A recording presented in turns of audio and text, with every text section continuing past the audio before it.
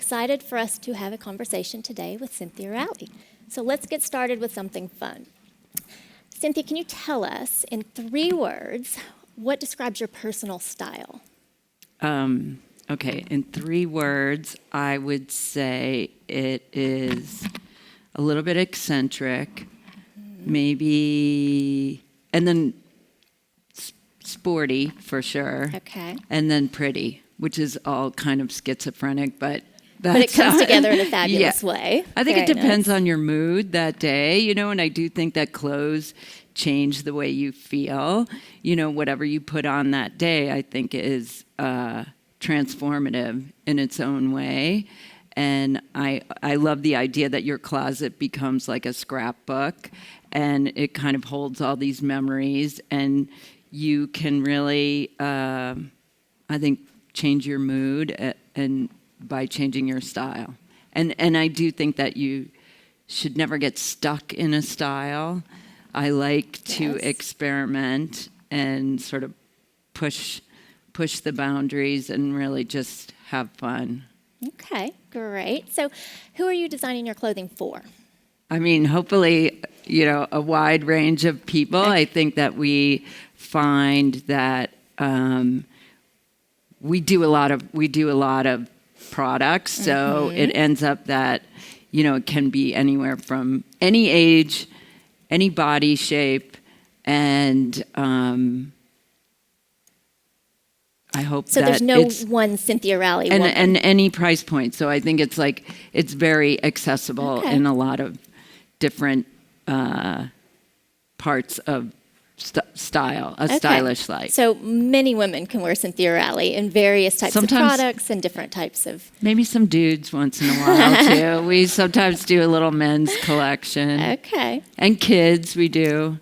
We do extended sizes. Okay. Yeah. So when did you first know that you wanted to pursue a career in fashion?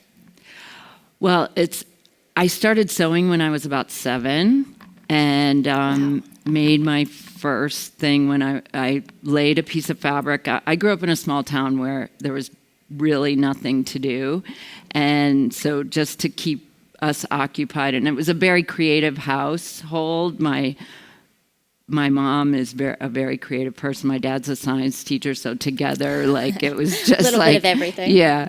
And so I laid some fabric on the floor and laid on top of it and traced around myself like a crime scene, and then cut it out and sewed it together and wore it every day. And that's I was very, very young at the time.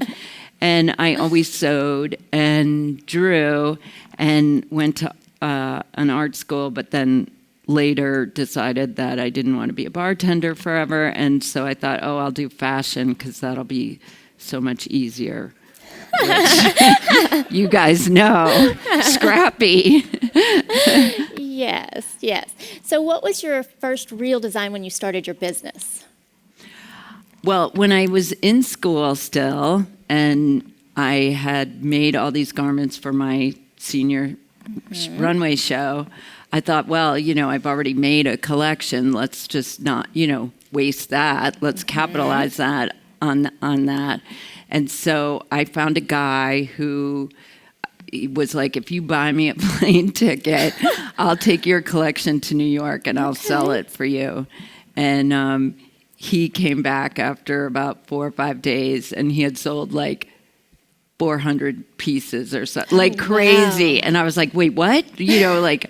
Wait, how am I, now what do I do? I really didn't So think. he took your collection up there. You didn't even have to be a part of it. Yeah, And he came back with it sold. We sold to Bendel's. We sold to all these cool downtown shops. And I just didn't, my early career was always based on okay, that sounds like a good idea. I'll do that. But then I never thought about what the follow through with that was, but maybe that was good because a certain amount of it certainly worked for you. naivete sort of kept me from being scared. So, Right. So would that first collection that you produced way back then still work today?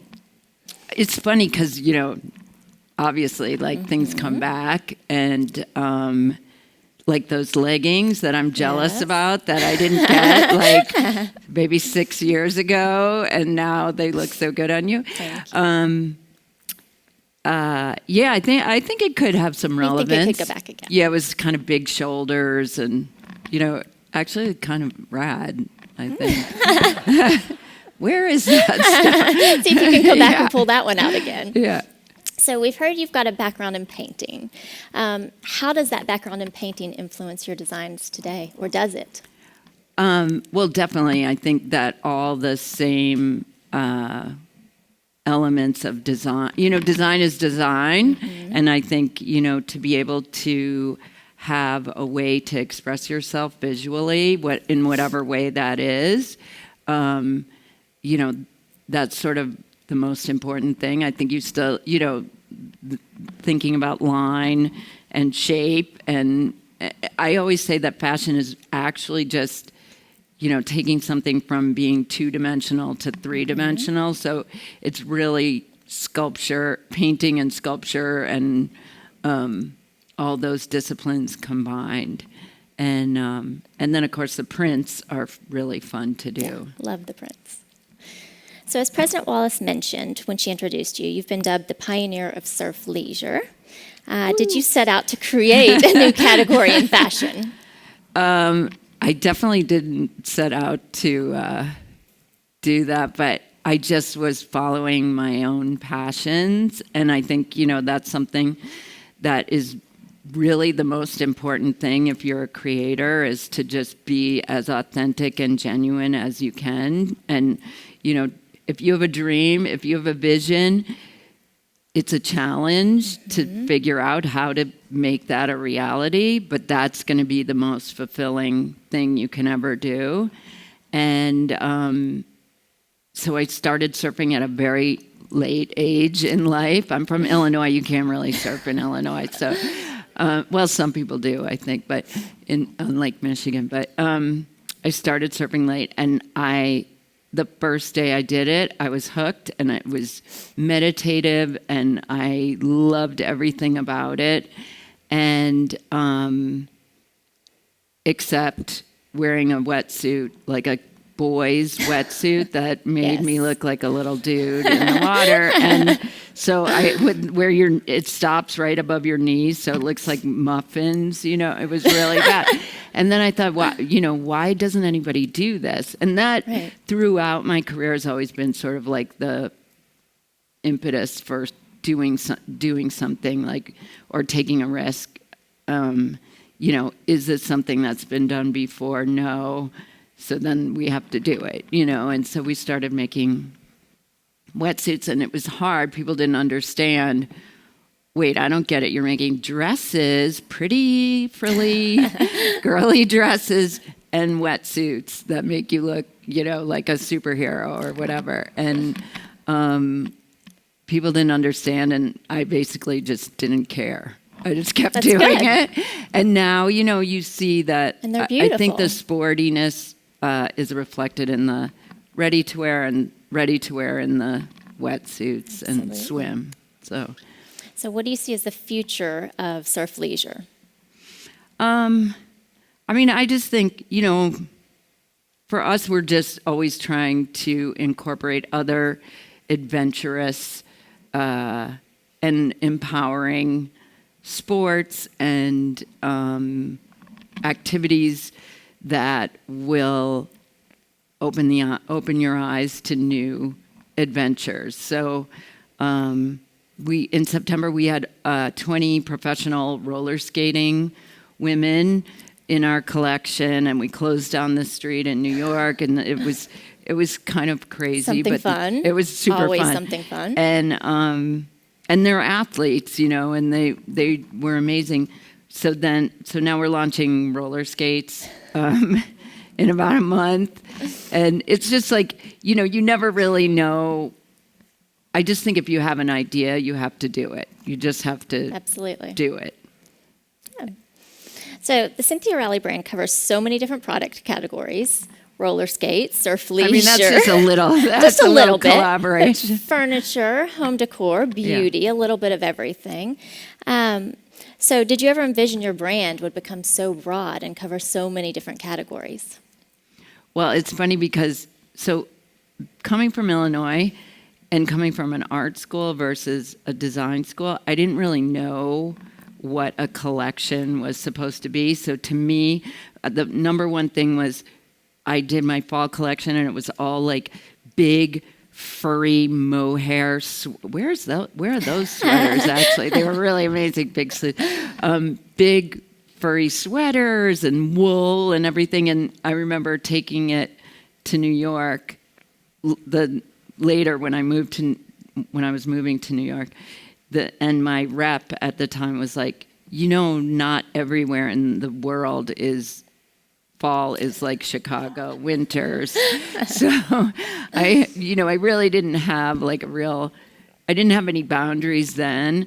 And then, I was sort of, because the way the industry used to be, where there were so many filters and you had to make a collection, then sell to a store, then hope someone goes in there and hope someone buys it and hope, all these things. And, now it's really so it became really narrow. And then when we went full omnichannel with a bunch of our own stores and e-com and everything else, you sort of take away all those boundaries.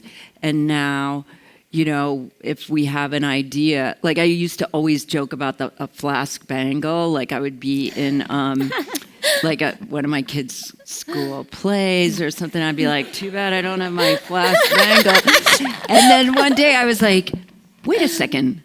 Why don't I just make that stinking flask bangle? Yes. And so I did, and got a patent on it. And that's fabulous. So, it can be as crazy as that, or just deciding we want to do,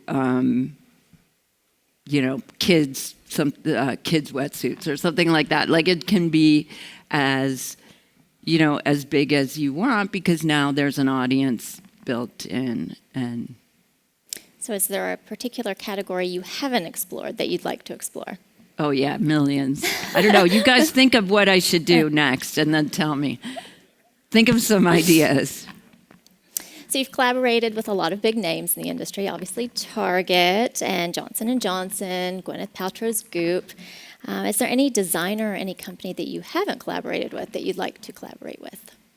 Well, my daughter, who's there, Kit Keenan, she is 19, and Gigi, my daughter, is here too. Kit is 19, and she just launched a collection recently, and congratulations. So she does some things. So maybe we'll collaborate. A collaboration with your daughter, that would be perfect. Very nice. Anything. I'm sort of game for anything. My motto is say yes to everything. I think probably because people said no to me for so many years. I would want to do something, and then it would always be like, oh, sorry. So now I'm so excited when someone asks me to do something. And I also believe that, if you say yes, you never know what's going to happen. If you say no, that's end of the line. Right. So I welcome all ideas. Okay. Well, speaking of all ideas, you recently designed a burkini worn by Somali-American model Halima Aden on the cover of Sports Illustrated swimsuit issue. It's an influential moment. When did you first know this was going to happen? Can you talk a little bit about the experience? Oh, well, I'm not sure it's on the cover. Maybe it's on the cover. I think it just came out. Okay. But it's been everywhere in the press because it's historic. Yes. It's really, I think, well, I knew a few months ago when they were going off to shoot in Kenya, and it was always my dream to be in the Sports Illustrated swimsuit edition ever since I started doing wetsuits and swim. And so when they asked about this, it just fits into my sense of adventure, my my idea about inclusiveness and empowering people to go out and be able to do what they want to do. And, I think for a lot of Muslim women, they weren't able to even Right. go in the water. And now this is giving them the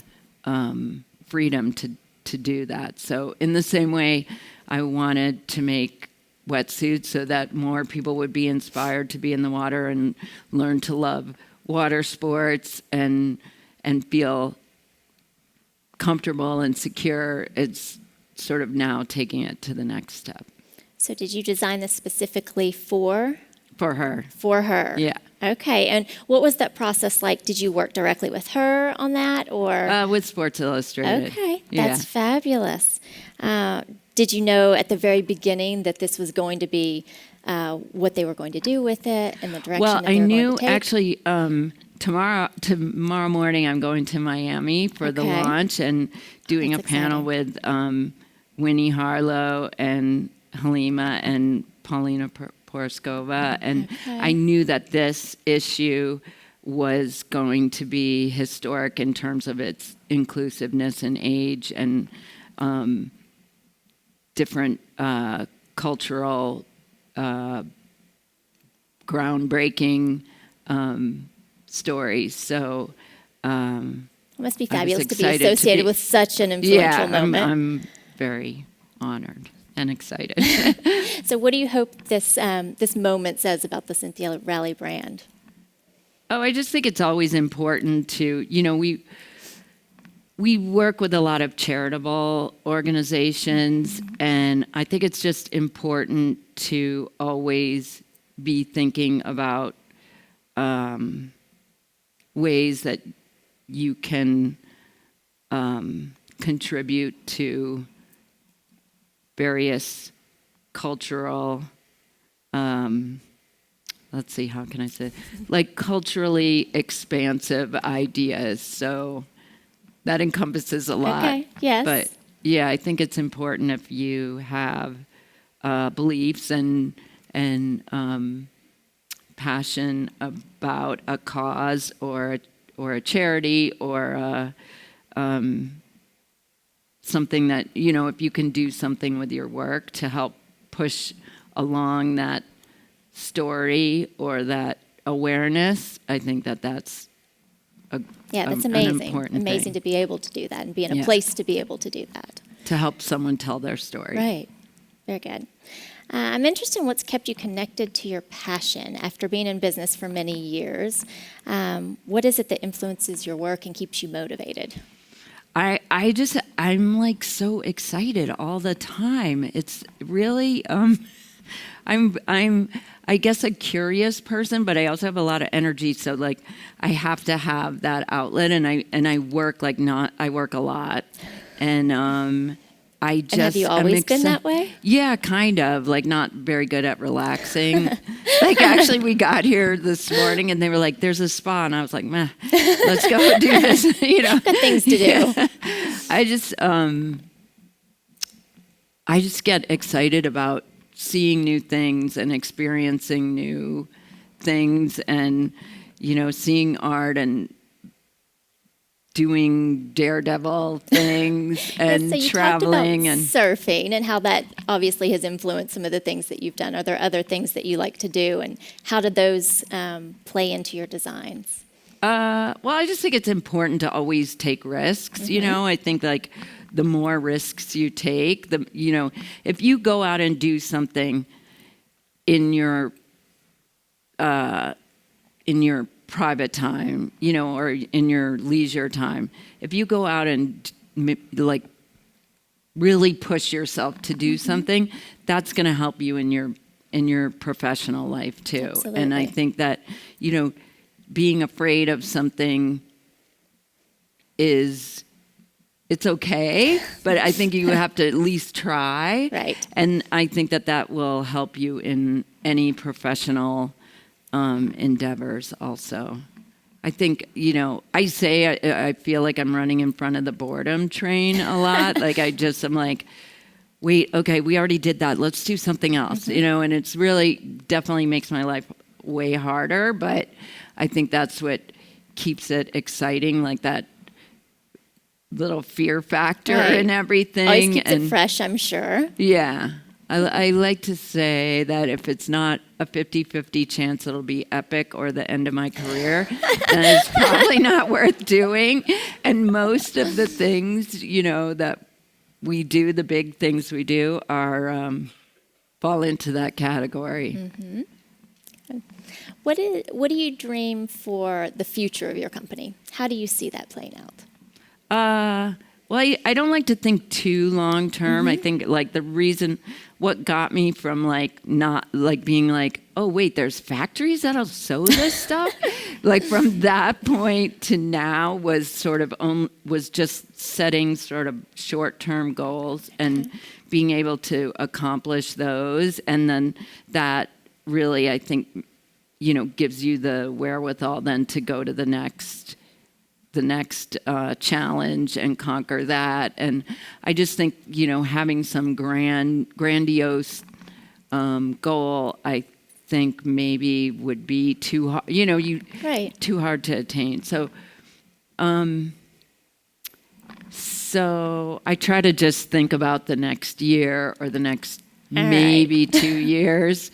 But so you don't have ideas in mind for your collection 3 years out. You're thinking now. No, we're doing something really cool in September. It's going to be really amazing. Any hints?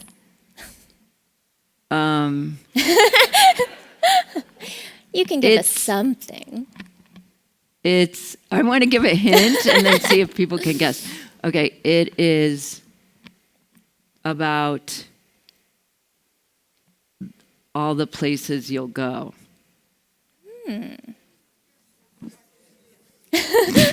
That was too easy. That's where my head went too, but I wasn't sure.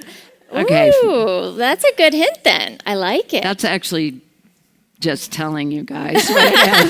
That wasn't even a hint. That's okay too. We don't mind. We'll keep cool, it quiet. Well, we've got a lot of SCAD students here who I'm sure are thinking about entering the workforce and wondering what skills you might look for when you're hiring new people into your company. Okay. It generally there's specifics per area, but generally entrepreneurial spirit, someone who can own their own position, their own job, and really just create their own world. We don't really micromanage. We give you the tools, we give you the vision, and then say, okay, let's see what you can do. Okay. And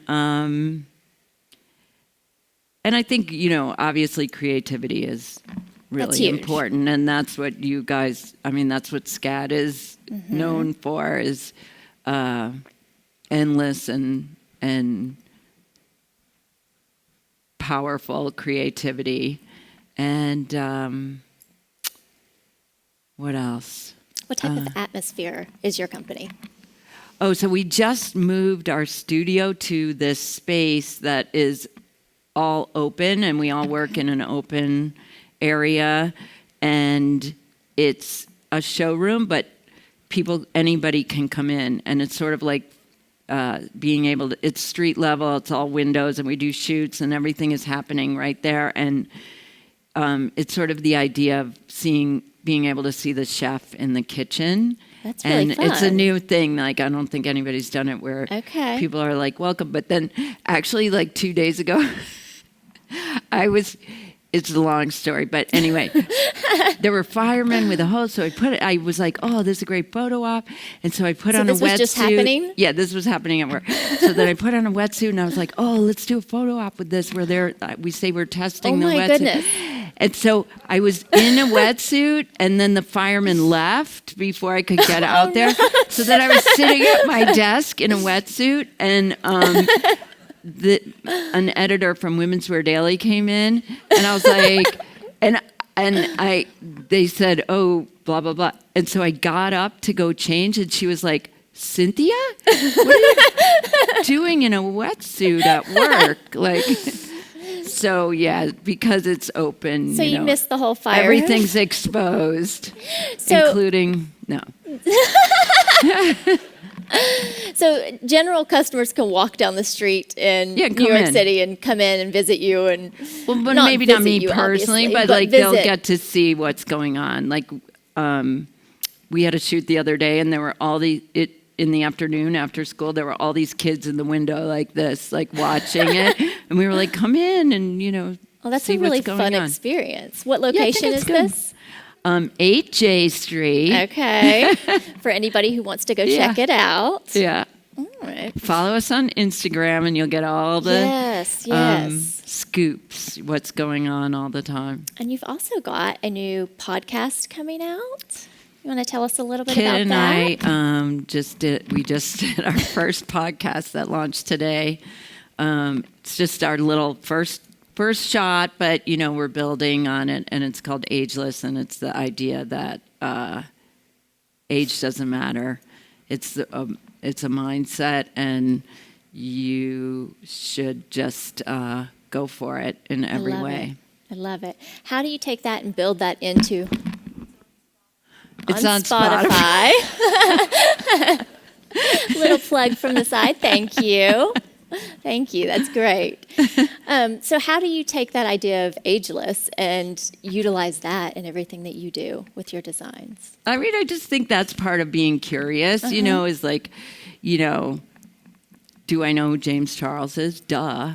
No, like, I just think it's like you really have to always know what is going on in every part of culture, and that, and also, just being up for trying anything. I think that keeps you young and